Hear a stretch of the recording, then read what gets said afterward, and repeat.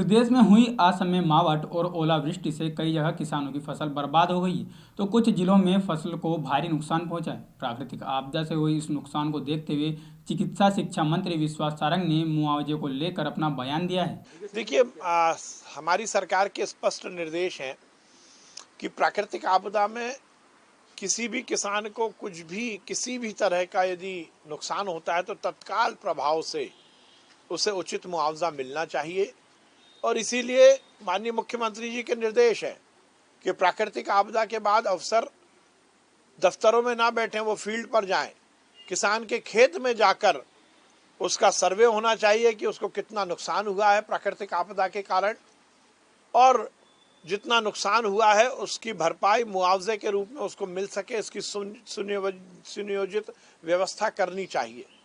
इसलिए पूरी तरह से हमारा अमला चुस्त दुरुस्त है और जहां जहां प्राकृतिक आपदा के मामले देखने को मिल रहे हैं वहां पर सर्वे कर उचित मुआवजा देने की कार्रवाई शुरू हो रही है। वहीं इस दौरान चिकित्सा शिक्षा मंत्री ने प्रदेश में कोरोना की स्थिति को लेकर भी बात की और कहा कि प्रदेश में 15 से 18 साल के किशोरों का वैक्सीनेशन बहुत तेजी से हो रहा है और प्रिकॉशन डोज की भी तैयारियों के बारे में बात की। पिछले 24 घंटे में मध्य प्रदेश में 2040 केस आए हैं। अब टोटल मिलाकर मध्य प्रदेश में 6,849 एक्टिव केस हैं। हमारी व्यवस्थाएं चुस्त दुरुस्त हैं और हम सबसे महत्वपूर्ण जो इस लड़ाई के लिए हथियार है वैक्सीन, उसको लेकर पूरी तरह से काम कर रहे हैं। हमारा 15 से लेकर 18 तक के जो वैक्सीनेशन का जो अभियान है वो बहुत सुचारू रूप से चल रहा है। कल से जो माननीय प्रधानमंत्री जी ने प्रिकॉशन डोज की बात की है, उसकी भी हमारी तैयारी चुस्त दुरुस्त है। हमने सभी जो हमारे इस प्रिकॉशन डोज की श्रेणी के एलिजिबल हितग्राही हैं उन सब की लिस्टिंग कर ली है।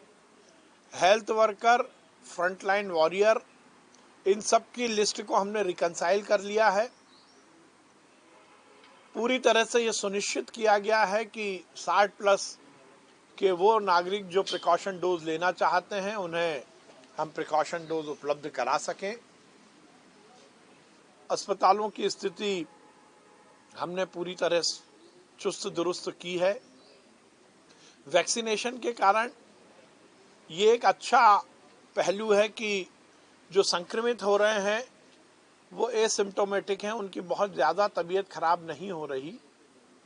और इसीलिए पूरे प्रदेश में हम देखें तो केवल 6% हॉस्पिटलाइजेशन है और उस 6 में से भी केवल 1% है, बल्कि 1% से भी कम है जिन्हें ऑक्सीजन की या आईसीयू की ज़रूरत हो रही है।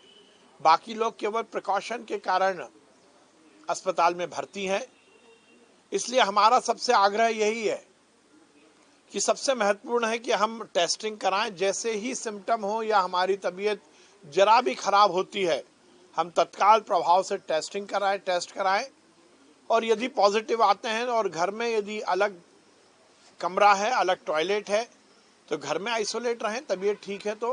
खबरों में बने रहने के लिए ग्रामीण भारत टीवी को सब्सक्राइब कीजिए और बेल आइकॉन दबाना ना भूलें।